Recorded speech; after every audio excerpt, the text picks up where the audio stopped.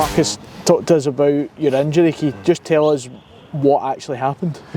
Yeah, so the Falkirk game, I don't know, half an hour in, a ball just came over and I've kind of planted my foot and Big Mika just came over the top of me the wrong way and my ankle just kind of rolled, twisted the wrong way. I knew straight away it was kind of a sore one. I tried to get up initially and try and play on, but after a couple of minutes I knew I wasn't comfortable running, so obviously said to Jerry and the managers and stuff, and we made the change. So ideally it wasn't great, but the club kind of stepped forward quickly and sorted me a scan out, so it was quite quickly that we knew what happened. Did you give Mika a bit for landing on it? Yeah, when Jerry ran on the pitch, actually I was giving Mika an absolute stick when I was lying on the pitch, so Jerry still laughs about that now. How frustrating has it been for you? Because you've been somebody that's played a hell of a lot of games for St Mirren. You don't miss many games. You've obviously missed the last 3. Yeah, it has been, especially watching for the side. You prefer to be out there with the boys, but listen, I think when you play football, you know that's part and parcel of it. You can get injured along the road. Of course, I've been quite lucky at my time at St Mirren so far to kind of stay injury free and play a lot of games. Early on in my career, I picked up a bad injury with my knee, so I know these things come along as footballers, and when they do, you just need to kind of reset, and I think I've done that over the last, it's not been long term, it's only maybe been, 4 weeks or whatever, but it gives you a chance to reset and kind of do a wee bit of rehab and kind of working things off the pitch. How are you as a spectator watching the games? Yeah, to be fair, it's only been 3 games, so and the boys have done relatively well. That Kelly game was brilliant. Obviously the feeling of winning last minute wasn't good, watching the penalties and stuff like that, but when Malik scored that winning penalty, that was brilliant to see that, kind of watching for the side and going on the pitch at the end, and then obviously getting the win against Dundee was good to keep that momentum going, and then a wee setback against Kilmarnock there the other week. But listen, we know that happens, and as I said before, that's probably a wee reset for the team, and hopefully we can have a good few days training here in the lead up to the Aberdeen game. How's your recovery been? It's been brilliant, really good.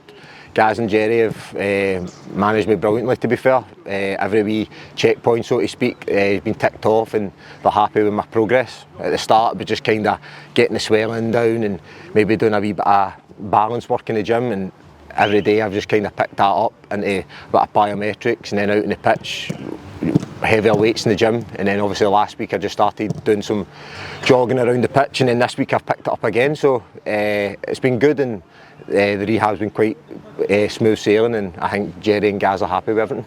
I know a lot of the focus will be on the league games that we've got coming up over the next couple of weeks, but there is that semi-final looming.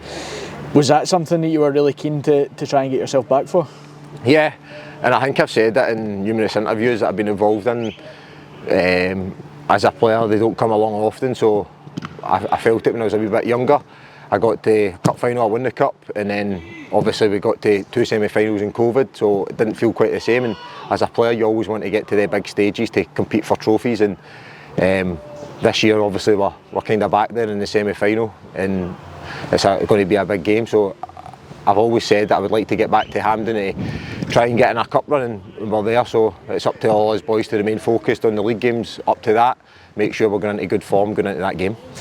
You obviously mentioned being there during COVID as well. You can see there was no fans there at that time. You can see what it means to them. Over 6,500 tickets have been sold in the first day or so.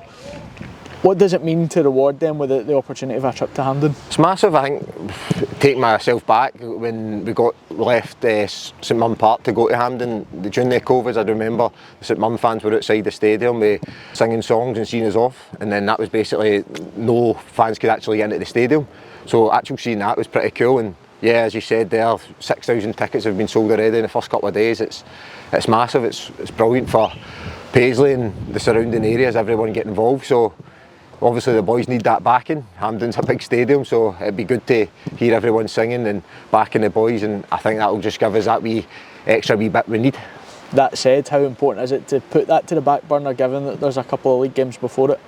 Well, it is. I just said there that it's probably you want to go into the semi-final and a good run, feeling good about yourself, and the only way you can do that is by picking up results and winning games. So if we can do that and get a good run of games coming up together and put good performances, and then hopefully results will come, then we can go into that game I think our league is the bread and butter. This trip to Hampden is probably an added bonus, and you kind of can see what's at the end of it. But the league, as I said, there is our bread and butter, and we want to kind of kick on this season and do well in the league. So yeah, we've had a setback, but then it's all about trying to get back on track again. How do you assess where we are sitting this early part of the season? I would say good. Where we want to be, we're in the top 6. Ultimately, that's where we aim to be at the end of the season. We know how hard it is with all the teams around us, but sitting, 7 games in the top 6, I think at the start of the season we would probably take that. We know we're confident ourselves, we can beat any team, especially at home, and going away from home I know we can pick up results on the road. So yeah, I think it's been a decent start, few bumps in the road, but I think this wee run of games coming up before Christmas is going to be massive for us, and hopefully it can put us in a good spot going into the new year. You're going to be doing a bit of coaching with some of the younger boys here at Ralston. Can you just tell us a little bit about what that is?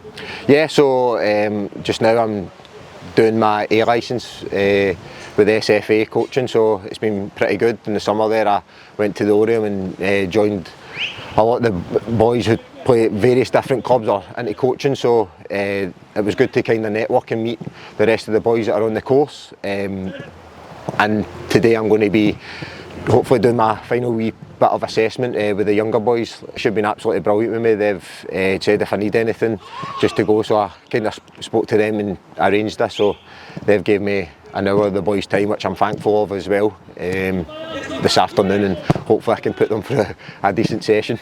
On a personal level, we were talking about this earlier on, but you and your partner, Nicole, have had another baby. How has that been the last couple of weeks? Yeah, it's been good. 6 weeks, he's in Bowden, his name is. So Nicole and Maddox, they've been brilliant. Of course, he's, as I said, only 6 weeks, but so far it's been pretty plain sailing, and he's fitted in brilliantly. So now we're all enjoying it, and everything's well, so you can't complain.